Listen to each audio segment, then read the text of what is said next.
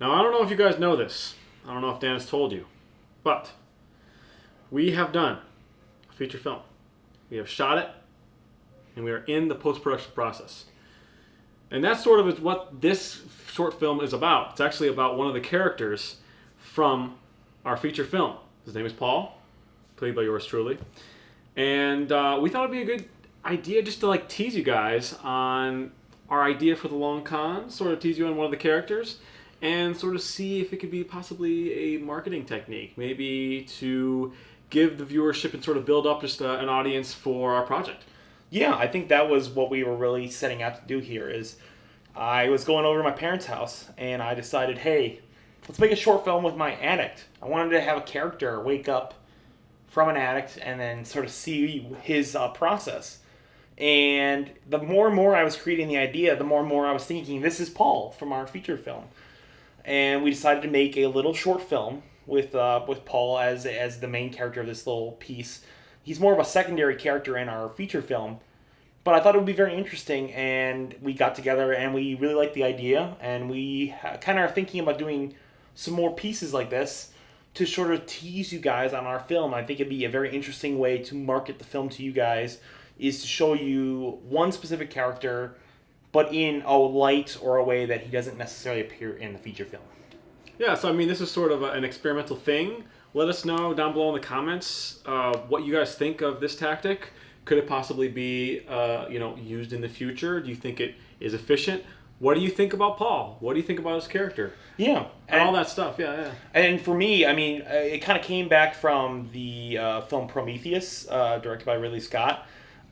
He did this with one of his characters in his feature film, and he did a bunch of shorts teasing up with little characters in them, and then at the end he revealed the main film, and you sort of knew who these characters were prior to seeing the film, so it kind of made your experience a little bit better. And I think that's kind of what we were trying to go for. Yeah, I mean, it builds up a market, and this isn't just unique to Prometheus. I mean, if you think about all of the Marvel films, each individual superhero in the Marvel Cinematic Universe gets their own almost... You get the taste of who they are, and you get to see their backstory before you see them in this whole conglomerate of like the Avengers, where they're all together and they have to work together and fight a humongous boss and save the world only about a dozen times. Yeah. But it's just, if it's done in such a relevant and current and successful franchise like the Marvel Cinematic Universe, why shouldn't you guys as filmmakers and us as filmmakers that are trying to make it in the independent world use the same technique? It doesn't make any sense not to do it. Yeah, I think that's kind of what we were thinking, and I think that this short film tried to capture the spirit of what we were trying to do, and I think I'm really just hoping that you guys enjoyed it, and I think the whole goal is to find a unique way to use the internet to promote your stuff. Yeah. We're not feature filmmakers who are going to be getting all their films in thousands of theaters. Yeah. We need to find unique ways to get our films out to you guys, and you guys need to find unique ways to get your films out to other people. Maybe this is one of the ways. I don't know. Maybe there's other ways, but I think this is a very interesting way, is to not show off all the footage. I'm so sick and tired of every trailer coming out, and it's just a billion shots, and then you get into the movie, and then it's like, that's everything. I saw everything. Yeah. I'd much rather us make something like this where it teases you, gives you a little bit of the flavor of what's going on in the film, but not necessarily giving you the full experience. Yeah, and I think it works also doubly in terms of pre-production.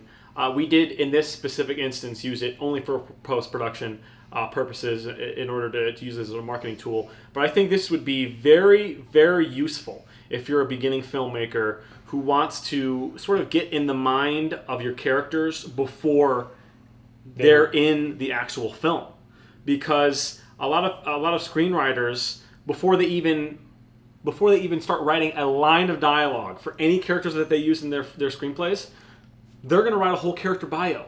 How did this character grow up? Where did they grow up? What are their sensibilities? And all of that context that you build, not only does it allow you as the creator to sort of harness your actors on set, but it gives your actors something to sort of leap from. It's almost like a diving board that your actors can sort of leap from and jump off of, and in the back of their minds, it can sort of allow them to give you a better performance. So, although we did use this in a marketing context in this use, I think it's really good for beginner filmmakers, and I probably think we might be doing this in the future for our next projects, is to use it to flesh out your characters and their motives. Yeah, I think that's a very, very, very good point, because I think what a better way to get into the mind of a character than to just make a short film and be like, okay, what does the character do when he's stuck with this situation? Mm-hmm. Or what does the character do when he's put under the gun in maybe a situation that would never happen in your film? You could do it even just to flesh out what a character would do. It doesn't have to even be realistically what the character is going to do in your film. Yep. But it could be like, okay, what would Paul do if he was confronted with having to clean up a body? Mm-hmm. That's a scene that maybe appears, maybe doesn't appear in our feature film. Yep.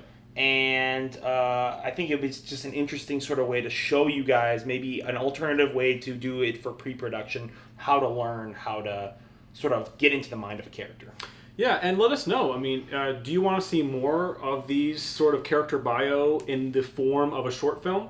Because it's something that we're wondering. We're just like you guys. We're needing to learn every day new things and new ways to sort of reach out in the social media sort of driven society that we live in now, where you can get everything just within arm's reach. Because everyone's on their cell phones, everyone's got a computer.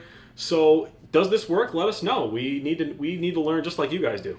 Yeah, I think that's the main thing about our channel is we're learning while you guys are learning, and we're going through the process on YouTube and Patreon. We're taking you through, and hopefully at the end of the year, we're going to be doing a full documentary showing you kind of the process, going through what it takes to make a film with no money.